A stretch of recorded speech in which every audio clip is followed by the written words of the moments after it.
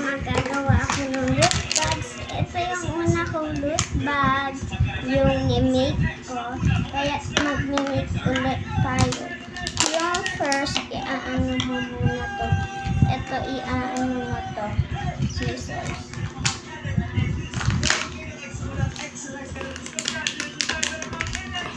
Yan, ganyan.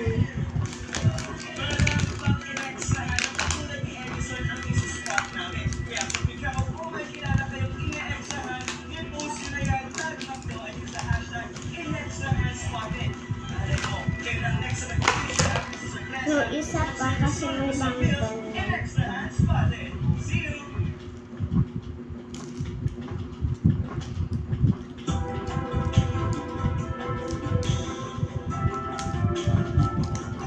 Ilang basket ang gagawin mo? 3. Gawa ka muna ng isa. Pakita mo muna kung paano mo ginawa yung mini loot bags. Si Yesha po may gawa nito.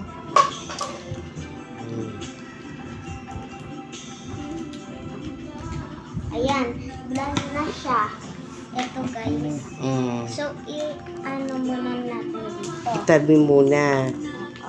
Tapos, i-ano natin ito. Kakat. Ibok mo nga ako. Kay Glenn ka.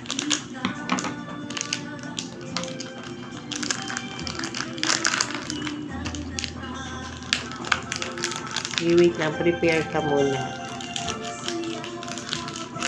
May ginagawa siya.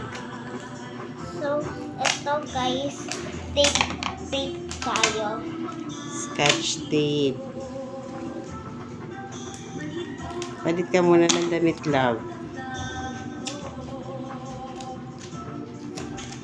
Mami, i-ano mo yan, songs mo yan.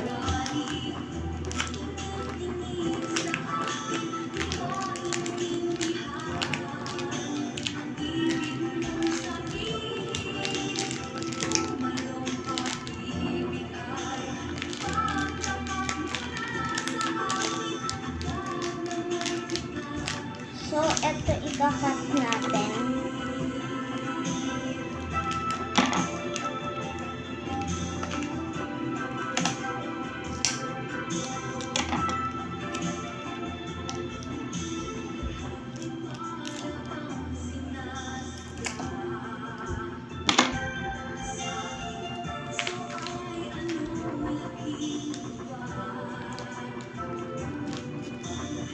Nakalimutan.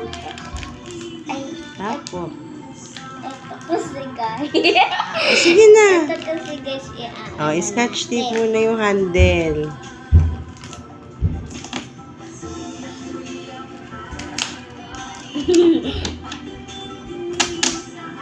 Sige, kaya mo yan, anak. Diba? Yan ang finished product ng mini loot bags ni Yesha.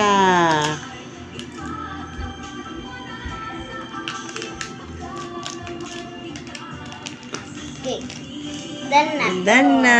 Yay!